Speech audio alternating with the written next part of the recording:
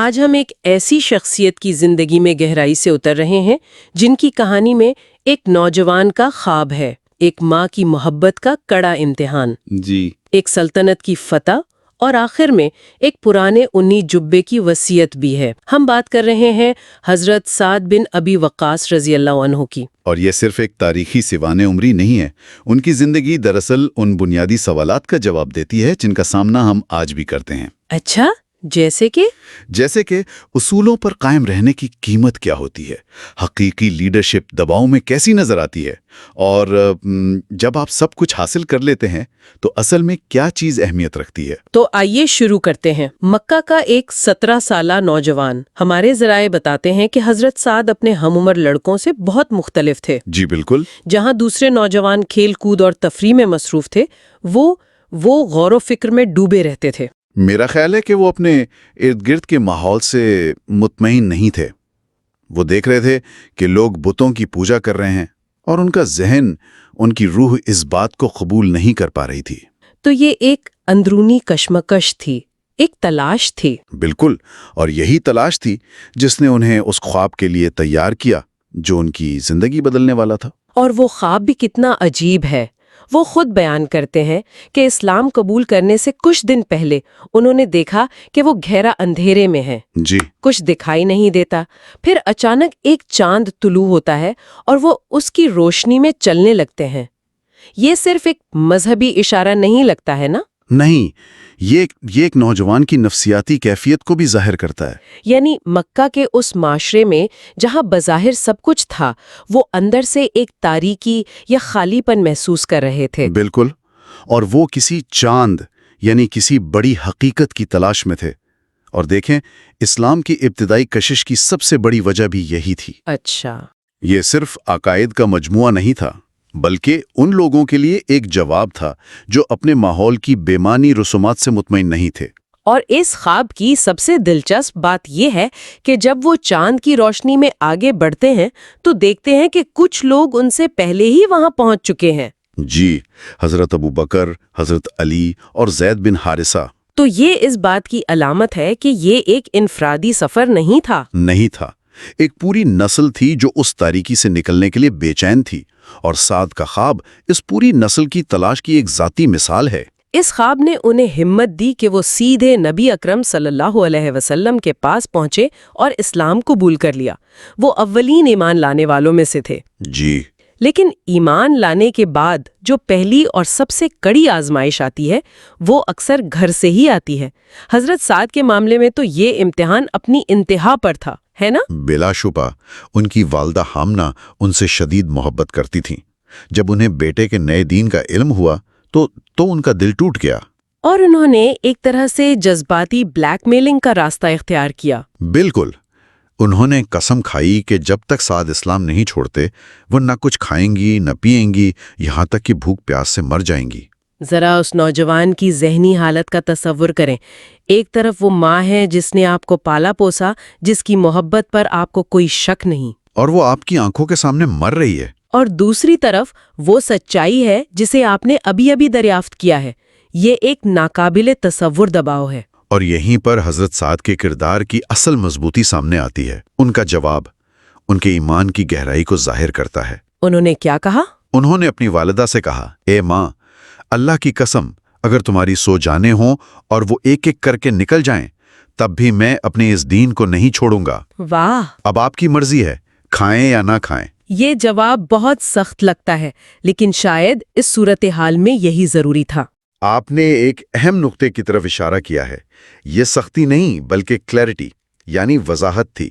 انہوں نے اپنی ماں کو ایک جھوٹی امید دینے کے بجائے حقیقت بتا دی۔ صحیح۔ اور اس واقعے کی اہمیت اتنی زیادہ تھی کہ اس پر قرآن کی آیت نازل ہوئی۔ اچھا۔ اللہ تعالیٰ نے فرمایا، جس کا مفہوم ہے، اور اگر وہ یعنی والدین تجھ پر دباؤ ڈالیں کہ میرے ساتھ شرک کرو تو ان کی بات ہرگز نہ ماننا، لیکن دنیا میں ان کے ساتھ نیک برتاؤ کرنا۔ یہ ایک حیرت انگیز توازن ہے، یعنی عقیدے پر کوئی سمجھوتا نہیں، زیرو ٹالرنس، لیکن دنیاوی معاملات میں حسن سلوک جاری رہے۔ یہ نہیں کہا کہ ان سے تعلق توڑ دو۔ بالکل، حضرت سعد کا ذاتی امتحان پوری امت کے لیے ایک رہنما اصول بن گیا۔ تو ایمان کی خاطر اپنی والدہ کے سامنے اس چٹان جیسی مضبوطی، یہی کردار کی پختگی ہمیں بعد میں ایک بالکل مختلف میدان میں نظر آتی ہے، میدان جنگ میں۔ جی کہا جاتا ہے کہ وہ اسلام کی راہ میں تیر چلانے والے پہلے شخص تھے۔ جی، اور ان کی یہ مہارت غزوہ احد میں اسلام کے لیے ایک ڈھال بن گئی۔ جب جنگ کا پانسا پلٹا، افراتفری پھیلی اور بڑے بڑے بہادروں کے قدم اکھڑ گئے، تب چند لوگ ہی نبی اکرم صلی اللہ علیہ وسلم کے گرد حفاظتی حصار بنائے کھڑے تھے۔ ان میں سے ایک حضرت سعد تھے۔ بالکل، وہ تیروں کی بارش کر رہے تھے اور دشمن کو آپ صلی اللہ علیہ وسلم کے قریب نہیں آنے دے رہے تھے۔ اور اسی لمحے اللہ کے رسول صلی اللہ علیہ وسلم نے وہ تاریخی جملہ کہا جو انہوں نے کسی اور کے لیے نہیں کہا۔ سعد، تیر اندازی جاری رکھو، میرے ماں باپ تجھ پر قربان۔ اس جملے کی گہرائی کو سمجھنا بہت ضروری ہے۔ جی، یہ صرف تعریف نہیں تھی، یہ جنگ کے اس نازک ترین لمحے میں ایک لیڈر کا اپنی ٹیم کے سب سے قابل اعتماد فرد پر مکمل اعتماد کا اظہار تھا۔ مطلب یہ کہنا تھا کہ اس وقت سب سے اہم کام تم کر رہے ہو اور مجھے تم پر پورا بھروسہ ہے۔ بالکل، یہ الفاظ کسی بھی سپاہی کے لیے سب سے بڑا اعزاز ہو سکتے ہیں۔ اور ان کی فوجی صلاحیتیں صرف دفاع تک محدود نہیں تھیں۔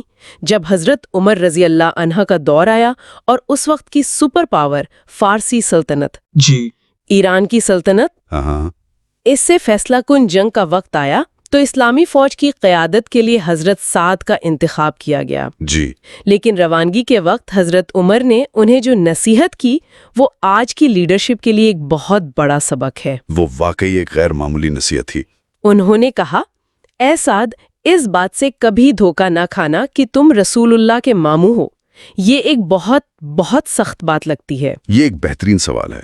یہ شک نہیں تھا، بلکہ اسلامی نظام حکومت میں میرٹ اور احتساب کے اصول کو واضح کرنا تھا۔ اچھا، حضرت عمر دراصل سعد کو نہیں، بلکہ ان کے ذریعے پوری فوج اور امت کو یہ پیغام دے رہے تھے کہ اسلامی قیادت میں رشتہ داری یا سٹیٹس کی کوئی اہمیت نہیں، معیار صرف تقوی اور اہلیت ہے۔ اور پھر قادسیہ کی وہ تاریخی جنگ، صرف یہ کہہ دینا کہ وہ بیمار تھے شاید اس صورتحال کی سنگینی کو پوری طرح بیان نہیں کرتا۔ بالکل نہیں۔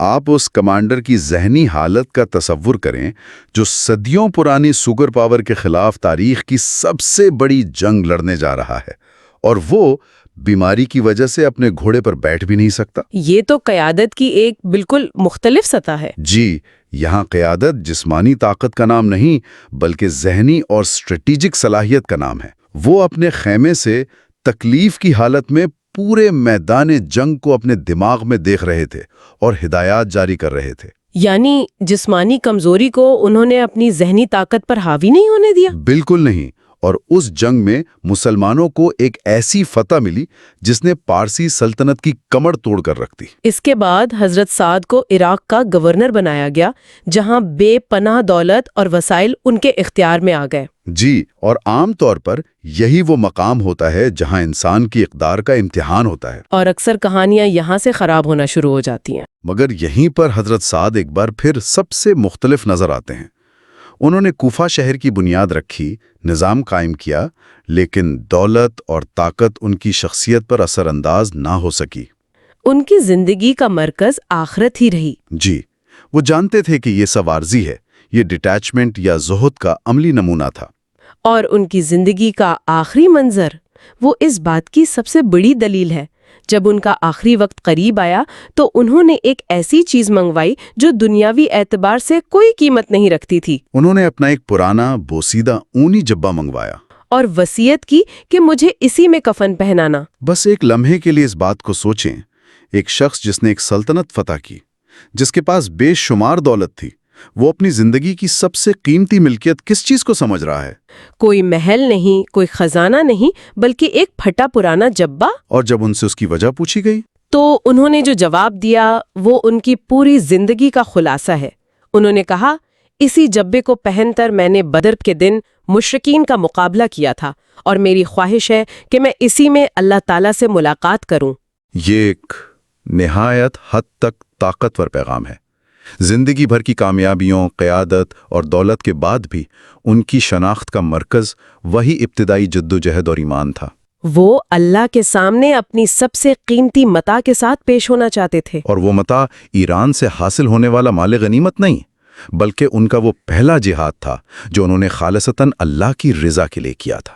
تو حضرت سعد بن ابی وقاص کی زندگی سے ہمیں یہ سمجھ آتا ہے کہ ایک شخص بے وقت ایک محبت کرنے والا بیٹا، ایک ثابت قدم مومن، ایک نڈر سپاہی، ایک ذہین سپہ سالار اور ایک بے نیاز حکمران ہو سکتا ہے۔ جی، اور یہ ہمیں ایک اہم سوال پر غور کرنے پر مجبور کرتی ہے۔ وہ کیا؟ آج کی دنیا میں جہاں خاندان، کیریئر، معاشرتی دباؤ اور ذاتی خواہشات ہمیں مختلف سمتوں میں کھینچتی ہیں، کوئی شخص اپنے بنیادی اصولوں پر کیسے قائم رہ سکتا ہے؟ صحیح۔ حضرت سعد کی کہانی اپنی ماں کے ساتھ جذباتی کشمکش سے لے کر ایک سلطنت کو فتح کرنے تک اس توازن کو قائم رکھنے کی ایک عملی مثال پیش کرتی ہے۔ یہ واقعی ایک اہم نقطہ ہے۔ ان کی زندگی یہ سکھاتی ہے کہ اصولوں پر سمجھوتا کیے بغیر بھی رشتوں کو نبھایا جا سکتا ہے۔ اور آخر میں سوچنے کے لیے ایک خیال، جی، حقیقی معنوں میں امیر ہونے کا کیا مطلب ہے؟ حضرت سعد بن ابی وقاص کے لیے زندگی کے اختتام پر ان کی سب سے قیمتی ملکیت جنگ سے حاصل ہونے والا مال غنیمت نہیں، بلکہ وہ سادہ اونی جبہ تھا۔ جی، جو ان کے ابتدائی ایمان اور جدوجہد کی علامت تھا۔ یہ کہانی ہمیں اپنی ترجیحات پر نظر ثانی کی دعوت دیتی ہے۔ یہ ہمیں سوچنے پر مجبور کرتی ہے کہ ہماری زندگی کا وہ کون سا اونی جبہ ہے، وہ کون سا لمحہ یا اصول ہے جسے ہم اپنی تمام کامیابیوں سے زیادہ قیمتی سمجھتے ہیں۔ بالکل، اور چاہتے ہیں کہ اسی کے ساتھ اپنے رب سے ملاقات کریں۔